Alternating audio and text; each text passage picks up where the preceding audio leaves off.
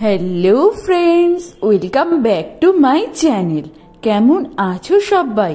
আশা করি তোমরা নিশ্চয়ই খুব ভালো আছো, আর আমিও অনেক অনেক ভালো আছি। আজকে আবারও রেডি সেডি হয়ে নিয়েছি, যাচ্ছি বাসন্তী পুজোয় ঠাকুর দেখার জন্য। আর বাইরে যা গরম পড়েছে, এই অবস্থায় বেশি সাজগোজ করার আর একেবারে ইচ্ছাই হলো না।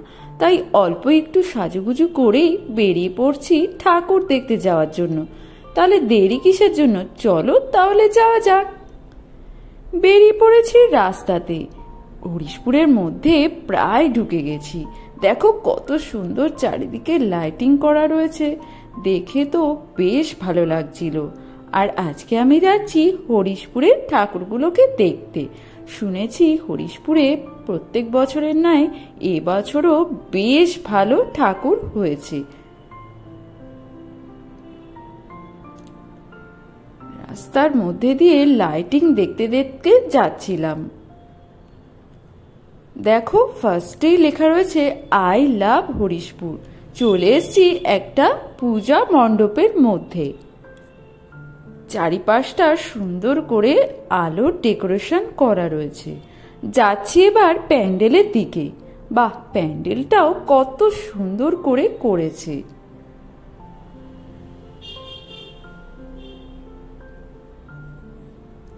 আর প্রতিমাটার কথা তো কি বলবো, অসাধারণ প্রতিমাটা ছিল। তোমরা কে কে আমার মতন হরিশপুরে প্রত্যেক বছরের মতন এবছরও ঠাকুর দেখতে এসছো, অবশ্যই কিন্তু কমেন্ট করে জানাতে ভুলো না। প্যান্ডেলটাও ছিল অপূর্ব সুন্দর।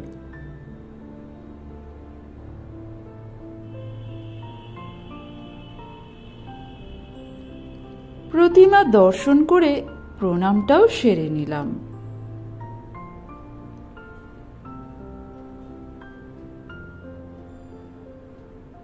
তারপরে যাচ্ছি আরো একটি প্যান্ডেলের দিকে।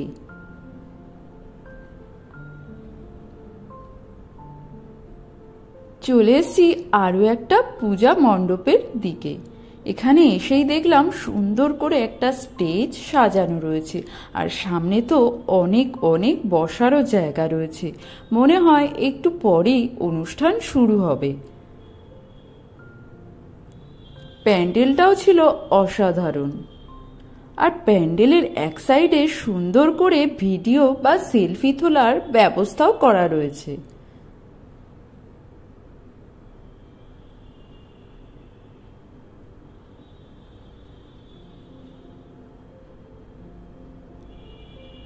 যাই হোক, চলো এবার প্যান্ডেলের মধ্যে যাওয়া যাক।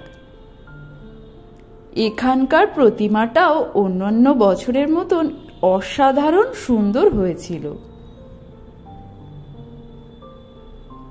আর তোমরাই বলো প্রতিমাটা কেমন লাগলো দেখতে।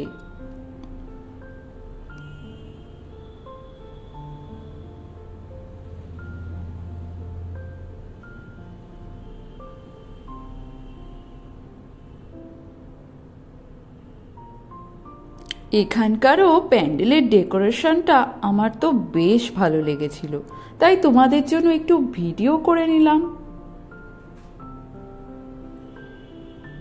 আর আমিও ডেকোরেশনটার সামনে দাঁড়িয়ে একটু ফটো বা ভিডিও করে নিলাম।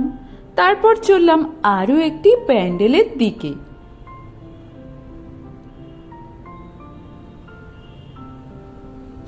চলে এসছি হরিশপুরের অন্যতম সেরা পুজো বিদ্রোহী ক্লাবের পুজো দেখতে। প্যান্ডেলটা তো ছিল অসাধারণ, আর চারিপাশে আরো অনেক মেলা এবং স্টেজও করা রয়েছে অনুষ্ঠানের জন্য। চলো তাহলে প্রবেশ করা যাক প্যান্ডেলের মধ্যে। এখানকার প্রতিমাটাও ছিল অসাধারণ, এবং প্যান্ডেলের ভেতরকার সৌন্দর্যটাও ছিল দেখারই মতন।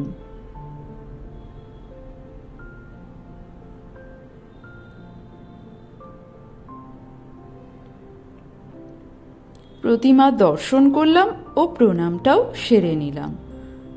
তারপর একটু চারপাশটা ঘুরে ঘুরে ভিডিও করছিলাম।